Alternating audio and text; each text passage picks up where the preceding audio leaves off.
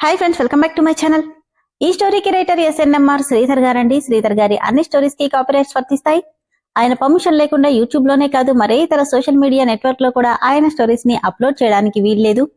దయచేసి అలా చేయకండి ఫ్రెండ్స్. అలా చేస్తే లీగల్ గా చాలా ప్రాబ్లమ్స్ ఫేస్ చేయాల్సి వస్తుంది. అలానే ఈ స్టోరీస్ చదువుతున్న వాళ్ళైనా వింటున్న వాళ్ళైనా మీరు మరే ఛానల్లోనైనా శ్రీధర్ గారి స్టోరీస్ ని చూసినట్లయితే వెంటనే నాకు కామెంట్ బాక్స్ లో మెసేజ్ చేయండి. ఇది పూర్తిగా రైటర్ శ్రీధర్ గారి ఛానల్ అండి. కేవలం ఆయన స్టోరీస్ మాత్రమే ఇందులో ఉంటాయి. కానీ కొంతమంది పేర్లు మార్చి వేరే ఛానల్స్ లో ఆయన స్టోరీస్ ని అప్లోడ్ చేస్తున్నారు. మీరు అలా చూసినట్లయితే నాకు మెసేజ్ చేయండి. ఇక లేట్ చేయకుండా వీడియోలోకి వెళ్ళిపోదాం ఫ్రెండ్స్. ఎస్ఎన్ఎంఆర్ శ్రీధర్ గారు రాసినటువంటి మనోభిరాముడు 111వ భాగం. యశు, నాకు ఒక డౌట్ అని అడిగింది యశస్విని కాలేజ్ మేట్ దివ్య. ఏంటి దివ్య అది? నిజంగానే నువ్వు మీ బావని పెళ్లి చేసుకుంటున్నావా? నీకెందుకు వచ్చింది ఆ డౌటు? ఏం లేదు, కాబోయే వైఫ్ అండ్ హస్బెండ్ అంటే చాలా క్లోజ్ గా ఉంటారు. కానీ మీ బావ నీ కాలేజ్ స్టార్ట్ అయిన రోజు చూడడమే కానీ నీతో ఒక్కసారి కూడా నవ్వుతూ మాట్లాడడం చూడలేదు. మీరు చూడకపోతే నన్నేం చేయమంటారు? అందుకే మాకు డౌట్గా ఉంది. అంత డౌట్ ఏం అక్కర్లేదు. కావాలంటే రేపు మా బావతో క్లాస్ రూమ్ వరకు డ్రాప్ చేయించుకుంటాను. నాతో ఎలా ఉంటాడో మీరే చూడండి అని చెప్పి క్లాస్కి వెళ్ళిపోయింది యశు. డ్రెస్సింగ్ టేబుల్ ముందు నిలబడి షర్ట్కి బటన్స్ పెట్టుకుంటున్నాడు అభిరామ్. వెనుక నుండి వచ్చి నడుం చుట్టూ చేతులేసి హత్తుకుంది మను. తల మాత్రం వెనక్కి తిప్పి మను కళ్ళలోకి చూస్తూ ఏంటన్నట్టు కళ్ళెగరేశాడు. ఏం లేదన్నట్టు తలూపుతుంటే నెమ్మదిగా ఇటువైపుకు తిరిగి ఇద్దరి నుదురులని ఢీకొట్టి నాతో ఏమైనా మాట్లాడాలా? ఏమీ లేదు అంటూ తన షర్ట్ బటన్స్ పెడుతుంటే సూటిగా తన వైపే చూస్తున్నాడు. అతని వాడి చూపులకి కళ్ళు సిగ్గుతో వాలిపోతుంటే ఏయ్, ఏంటలా చూస్తున్నావు? ఏం లేదు. నవ్వుకుని తనకి టై కట్టి కోట్ కూడా స్వయంగా వేర్ చేసింది. హెయిర్ కోమ్ చేస్తుంటే చిన్నగా నవ్వుతున్నాడు. హ్యాండ్స్ ఫోల్డ్ చేసుకుని ఎందుకు నవ్వుతున్నావు? నేనేమైనా చిన్నపిల్లన్నా అన్నీ చేస్తున్నావు అంటూ కోమ్ తీసుకోబోతుంటే ఏమక్కర్లేదు అంటూ అభి గడ్డెం కింద చేయి పెట్టి కోమ్ చేస్తూ నా కంటికి నువ్వు ఒక్కోసారి చిన్నపిల్లాడిలా కనిపిస్తావు. అచ్చా, ఇదేదో ముందే తెలిస్తే హాఫ్ అన్ అవర్ ముందే పిలిచేవాణ్ణిగా. ఎందుకు అని అర్థం కాక అయోమయంగా అడుగుతుంటే కొద్దిగా తన ముందుకు బెండై మెల్లిగా ఎందుకంటే చిన్నపిల్లాన్ని అన్నావుగా, చిన్నపిల్లలకి దగ్గర నుండి బాత్ చేయిస్తారు తెలుసా, అందుకు అనగానే ఆ అంటూ నోరు తెరిచి ఛీ నిన్ను అంటూ భుజం మీద కొడుతూ నీకసలు సిగ్గులేదా? ఆమె చేతులు పట్టుకుని అస్సల్లేదు. నీకంత సిగ్గుగా ఉంటే చెప్పు, నీకు నేను చేయిస్తాను, తర్వాత నాకు నువ్వు చేయొద్దు సరేనా? అబ్బా నిన్ను అంటూ కొట్టడానికి వెళ్తుంటే రూమ్ అంతా పరిగెట్టించి ఒకచోట దొరికిపోయాడు అభిరామ్. ఇంకోసారి నాతో ఇలా మాట్లాడతావా అంటూ కొడుతుంటే తన రెండు చేతులు పట్టుకుని తనని వెనక్కి తిప్పి భుజం మీద తలపెట్టి అనంలే కాని తప్పేముంది చెప్పు అంటూ తలతో చిన్నగా స్లాప్ ఇస్తుంటే సిగ్గుపడుతూ నవ్వుకొని నువ్వు నిజంగానే మాయలోడివి అభి. ఎలాగోలా నువ్వనుకునేది కరెక్ట్ అనేలా చేస్తావు. అంటే ఓకే అనేగా, ఒక్కసారి ట్రై చేద్దామా? అతని ముందుకు తిరిగి ఏమక్కర్లేదు, అయినా నువ్వు బాత్ చేసేశావు, కావాలంటే మళ్ళీ చేస్తా. తన చెంప మీద చిన్న స్లాప్ ఇచ్చి సైలెంట్గా ఉండు. పోనీ నీకు చేయించనా? అభి నుదుటి మీద నుండి చూపుడు వేలితో రాస్తూ నోటి దగ్గరికి రాగానే టక్కున ఆమె వేలిని నోట్లో పెట్టుకోబోయాడు. నవ్వుతూ ఆ అంటూ వేలు లాగేసుకొని అవసరమైనప్పుడు చేయితూలే, దానికి చాలా టైం ఉంది అంటుండగానే అమ్మా మను అంటూ అరుంధతమ్మ పిలవడంతో త్వరగా వచ్చేయి అంటూ అతన్ని వదిలించుకుని వెళ్తుంటే తన చేయి పట్టుకున్నాడు. ఏంటన్నట్టు కళ్ళెగరేయగానే గట్టిగా లాక్కొని గుండెలకి హత్తుకున్నాడు. ఆ హత్తుకోవడంలో అతని చేతులు తన నడుం చుట్టూ బిగుసుకున్న ఆ స్పర్శలో ఎలాంటి వికారాలు కనబడట్లేదు మనుకి. తల్లి నుండి తప్పిపోయిన పిల్లాడు అమ్మని చూడగానే ఎక్కడ మళ్ళీ కనబడకుండా పోలిపోతుందోనని ఎలా అయితే వదలకుండా పట్టుకుంటాడో అలానే అనిపిస్తుంది మనుకి. అభి గొంతులో నుండి ఒక్క మాట కూడా మాట్లాడట్లేదు. కాని లయబద్ధంగా వినిపిస్తున్నా అతని హృది సవ్వడి ఎన్నో మాటలు చెప్తున్నట్టు అనిపిస్తుంటే తన చుట్టూ చెయ్యేసి మరో చేత్తో వెన్ను మీద నిమురుతుంది మను. చంపిట్టి పిల్లాడ్లా తనని మరింత చుట్టుకుపోయాడతను. ఆఫీస్కెళ్ళాలభి, టైం అవుతుంది అంటూ దూరం జరుగుతున్న అతన్ని తనని జరగనివ్వకుండా పట్టుకున్నాడు. నవ్వుకుని కష్టంగా దూరం జరిగి, ఎందుకదా నేను నిన్ను చిన్నపిల్లాడనేది? మను, ఆ వస్తున్నా అని అభి ప్లీజ్ పిలుస్తున్నారు అనడంతో నవ్వి సరే వెళ్ళు అంటూ వదిలేయగానే త్వరగా వచ్చేయ్ అంటూ చెంప మీద తడిమి వెళ్ళిపోయింది. పూజ బ్రేక్ఫాస్ట్ అయ్యే వరకు అభికి పక్కనే ఉండి సరదాగా మాట్లాడుతూ తనకేం కావాలో చూస్తుంటే, అక్క ఈరోజేంటి నీ ఫేస్ 1000 వాట్ బల్బ్లా వెలిగిపోతుంది అని యశు అడిగింది. నవ్వి కొన్ని మన వల్ల కావు అనుకున్నవి అతి దగ్గరగా వస్తుంటే ఆ హ్యాపీనెస్ చెప్పలేంది. అవునా, ఇంతకీ ఏమొస్తుంది అంత దగ్గరగా? అది నీకు చెప్పినా అర్థం కాదులే. అంటే అదేంటో మాకు బాగా కనిపిస్తుంది అని నవ్వుకుంటుంది గాయత్రి. ఆమె మాటకి సిగ్గుపడుతూ తలోంచుకుంది మను. ఓకే మామ్, నేనిక బయలుదేరతాను అని కళ్లతోనే మనుకి వెళ్ళొస్తానని చెప్పి వెళ్ళిపోయాడు అభిరామ్. దాదాపు అభి గ్యారేజ్ దగ్గరికి వెళ్లగానే ఏదో గుర్తు రావడంతో అత్తయ్య ఇప్పుడే వస్తానంటూ అభి దగ్గరికి పరిగెట్టింది. అభి అన్న మను పిలుపుకి కారెక్కేవాడు కాస్త వెనక్కి తిరిగాడు. 1 సెకండ్ అనడంతో వెనక్కొచ్చి తన కళ్ళల్లోకి చూసి ఏంటన్నట్టు అడుగుతుంటే ఒకటి మర్చిపోయాను. ఏంటి? తన చెయ్యి పట్టుకుని పక్కకి లాక్కెళ్ళింది అభిని మను. చుట్టూ పిల్లర్స్ ఉండడం, వాటి మధ్యలో చెట్ల వల్ల వీళ్ళిక్కడున్నది ఎవ్వరికీ కనపడట్లేదు. ఏంటి మను, ఏం మర్చిపోయాను? వేళ్లు నలుపుకుంటూ అదేంటంటే అంటూ తనకి ఇంచు దూరంలో నిలబడింది. అర్థం కాక ఏంటి?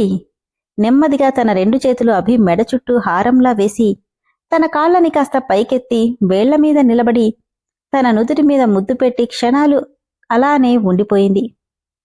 దూరం నుండి వీళ్ళని చూస్తున్న రామ్ కాళ్ళు నేలకి కొట్టి కోపంగా అక్కడి నుండి గ్యారేజ్ వైపుకి వెళ్ళిపోయాడు. కాసేపటికి దూరం జరిగి, ఒకప్పుడు నువ్వన్నావు కదా భర్త బయటికెళ్లేటప్పుడు ఏ భార్య అయినా ముద్దు పెడుతుందని, జాగ్రత్తగా వెళ్ళు అని చెప్పి వెళ్ళిపోతుంటే తన చేయి పట్టుకుని తన మీదకి లాక్కొని మరిక్కడెవరు పెడతారు అంటూ పెదవుల మీద చూపించాడు. నవ్వి అదిప్పుడు కాదు, టైం వచ్చినప్పుడు పెడతాను. మరిక్కడెందుకు పెట్టినట్టో?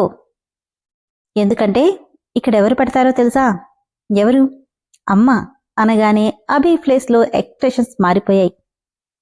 ఏంటలా అయిపోయావు? చూడుమను, ఆ పేరుకి నా మనసులో ఎటువంటి స్థానం లేదు. పొరపాటున కూడా ఆ పేరు నా ముందు తీసుకురాకు. ఎందుకు చెప్తున్నానో అర్థం చేసుకో. నువ్వు కాబట్టి ఇంత కూల్గా చెప్తున్నాను. అదే ఇంకొకరైతే నా రియాక్షన్ ఇంకోలా ఉండేది. అది కాదభి, నేను తన నుదుటి మీద ప్రేమగా ముద్దు పెట్టి అర్థం చేసుకో అని చెప్పి వెళ్ళిపోయాడు అభిరామ్. వెళ్తున్న తన వైపే చూస్తూ అమ్మ అనే పేరు వింటేనే తట్టుకోలేకపోతున్నాడు. ఇతన్నెలా మార్చడం, కన్నతల్లిని ద్వేషించడం ఎంత పాపమో ఇతనికి అర్థమయ్యేలా ఎలా చెప్పేది అనుకుంటూ వెళ్తున్న అభి వైపే చూస్తుండిపోయింది మను. యశు, ఏమైనా కనిపించిందా అని అడిగింది దివ్య. లేదు, ఇంకా రాలేదనుకుంటా అని మిగతా ఫ్రెండ్స్ అంతా చెప్పడంతో అలాగా అంటూ తల తిప్పగానే రామ్ కార్ కాలేజ్లోకి ఎంటర్ అవుతూ కనిపించింది. అదిగో యశు కార్ వచ్చేసింది. ఈరోజు వాళ్ళ బావని మనకి ఇంట్రడ్యూస్ చేస్తానని చెప్పింది కదా. అవును నిజమే అంటూ యశు కోసం వెయిట్ చేస్తున్నారు అందరూ. అమ్మో, వీళ్ళకి బావని ఇంట్రడ్యూస్ చేస్తానని చెప్పాను కదా, ఇప్పుడు ఈ విశ్వామిత్రుడు వస్తాడా? ఏంటి చూస్తున్నావు, తొందరగా దివు అని రామ్ అసహనంగా అంటే, బావా నువ్వీరోజు మా కాలేజ్కి రావాలి. సీరియస్గా?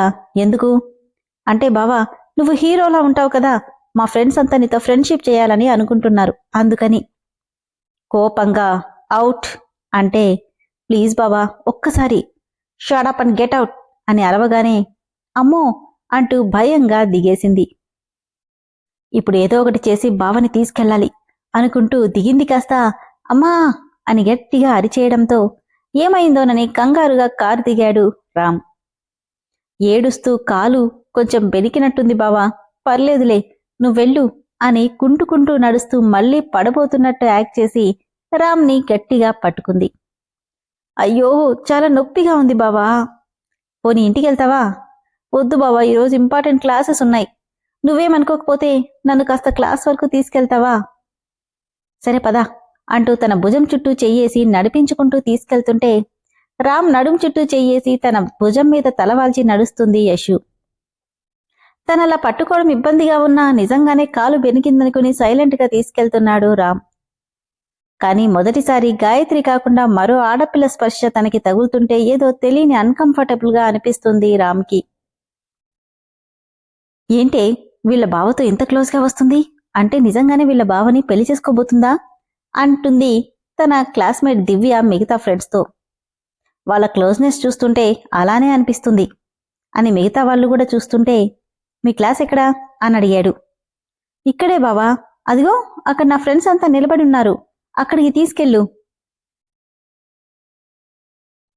ఇక నేను వెళ్తాను అంటూ రామ్ వెళ్ళబోతుంటే బాబా 1 సెకండ్. ఏంటి? వాళ్ళ ఫ్రెండ్స్ వైపు చూసి కమ్ అంటూ సైగ చేయడంతో అందరూ వచ్చేశారు. వీళ్ళంతా నా ఫ్రెండ్స్ బావా అని పరిచయం చేస్తుంటే హలో సార్ అంటూ అందరూ నవ్వుతూ విష్ చేశారు. అందరికీ హాయ్ చెప్పి నేనిక బయలుదేరతానని చెప్పి రిటర్న్ అయ్యాడు రామ్. తనెళ్లే వరకు చూసారా మా బావకి నేనంటే ఎంత ఇష్టమో, నన్ను ఒక ఏంజెల్లా ట్రీట్ చేస్తున్నాడు అని యశు గర్వంగా చెప్తుంటే నిజమే, యువర్ సో లక్కీ యశు అన్నారు అందరూ. థ్యాంక్ యూ, ఇక పదండి క్లాస్కి టైం అయింది అనడంతో అందరూ వెళ్ళిపోయారు. హలో ప్రమోద్ అంటూ కాల్ చేశాడు ప్రమోద్ ఫ్రెండ్ సతీష్. ఏంట్రా? గుడ్ న్యూస్ రా, నువ్వడిగిన అడ్రస్ దొరికింది. వాట్ అంటూ సీట్లో నుండి పైకి లేచాడు ప్రమోద్. అవునరా, వాళ్ళుండేది ఎక్కడో కాదు, ఈ బెంగళూరులోనే. ఆశ్చర్యంగా నిజంగానా? అవునరా, థ్యాంక్ యూ సో మచ్, నీ హెల్ప్ ఎప్పటికీ మర్చిపోలేను. నువ్వంతలా అడిగావంటే నీకు ఎంత ఇంపార్టెంట్ అనేది అర్థమైంది. ప్రెజెంట్ అడ్రస్ నీకు సెండ్ చేస్తున్నా, త్వరగా వెళ్ళి వాళ్ళని మీట్ అవ్వు అని చెప్పి పెట్టేశాడు ప్రమోద్ ఫ్రెండ్ సతీష్. తను పెట్టిన 2 క్షణాలకి వాట్సాప్ నోటిఫికేషన్ రావడంతో సంతోషం ఆత్రం కలగలిపి చేతులు కొద్దిగా షివర్ అవుతుంటే ఓపెన్ చేశాడు. గాయత్రి నేమ్తో అడ్రస్ మాత్రమే ఉంది తప్ప ప్రజెంట్ ఫోన్ నెంబర్ లేదు. గాయత్రి పేరు చూడగానే అత్తయ్య అనుకుంటూ అక్షరాలను తడుముతుంటే తెలియకుండానే కళ్లల్లో నీళ్లొచ్చేసే ప్రమోద్కి. క్షణం కూడా లేట్ చేయకుండా వాసుదేవ శర్మకి కాల్ చేశాడు. హలో నానా, అత్తయ్య వాళ్ళు ఉంటున్న అడ్రస్ తెలిసింది అనగానే ఆనందంతో ఆయన నోట్లో మాటే రాక కన్నీళ్లతో ఏంటి, గాయత్రి వాళ్ళ అడ్రస్ తెలిసిందా అనగానే పూజగదిలో పూజ చేస్తున్న కళ్ళు మూసుకున్న రాధ ఆ మాటకు ఒక్కసారిగా కళ్ళు తెరిచింది. ఏంటి, అత్తయ్య వాళ్ళు ఎక్కడున్నారో తెలిసిందా? అంటే నా కృష్ణ అనుకుంటుంటే కళ్ళల్లో నుండి నీళ్లు ధారాళంగా కారుతున్నాయి రాధకి. ఆ పరమేశ్వరుడి పటానికి చేమంతి పువ్వు రాలి రదిగ్గా రాధ చేతిలో పడింది. ఆ ఈశ్వరుడి అనుగ్రహంగా భావించి దాన్ని తల్లో పెట్టుకుని మండువా వైపు పరుగులు పెట్టింది రాధ. అభి ఆఫీస్కి వెళ్లగానే గుడికి బయలుదేరింది మను. ఎవరి పేరిట అర్చన చేయించాలమ్మా? అభిరామకృష్ణ, మనస్విని అని పేర్లు చెప్పి భక్తిగా కళ్ళు మూసుకుంది. స్వామి, అభిలో నేను కోరుకున్న మార్పు స్పష్టంగా కనిపిస్తుంది. ఆ మార్పు శాశ్వతమయ్యేలా చూడు. మేమిద్దరం ఎప్పుడూ ఒక్కటిగానే ఉండాలి తప్ప మా మధ్య ఎడబాటనే మాట నేను భరించలేను అని ప్రార్థిస్తుంటే అమ్మా, కొబ్బరికాయ కుళ్ళిపోయింది అని పూజారి గారు చెప్పగానే కుళ్ళిపోయిందా అనుకోగానే ఏదో అపశకునంలా అనిపించింది మనుకి. ఏంటిది, ఎంతో ఆశగా గుడికొస్తే ఇలా అయింది అనుకుంటూ పూజబుట్ట తీసుకుని వెనుతిరిగింది. కానీ మనసు మాత్రం స్థిమితంగా లేదు మనస్వినికి. విన్నారు కదా ఫ్రెండ్స్, అభి పూర్తిగా మను కొంగు పట్టుకుని తిరుగుతున్నట్టే ఉన్నాడు. కానీ అక్కడ రాధకి అభిరామకృష్ణ మీద కోటి ఆశలు పెట్టుకుంది. అలానే ఇప్పుడు వీళ్ళుంటున్న అడ్రస్ కూడా వాళ్ళకు తెలిసింది అంటే డెఫినెట్గా వాళ్ళు రాధతో సహా ఇక్కడికి వస్తారు. మరి ఆల్రెడీ అభికి పెళ్ళైపోయిందని తెలిస్తే రాధ రియాక్షన్ ఎలా ఉంటుంది? రాధ మనసులో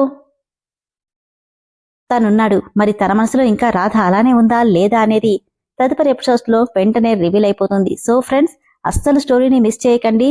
అలానే ఈ స్టోరీ మెంబర్షిప్లో ఉంది కదా, మీరు కానీ మెంబర్షిప్ తీసుకున్నారంటే తర్వాత ఏం జరిగిందనేది పూర్తిగా కథ మీకు క్లారిటీ వస్తుంది. సో స్టోరీ నచ్చిన వాళ్ళు ఇమ్మీడియట్గా మెంబర్షిప్లో జాయిన్ అవ్వండి. Thank you.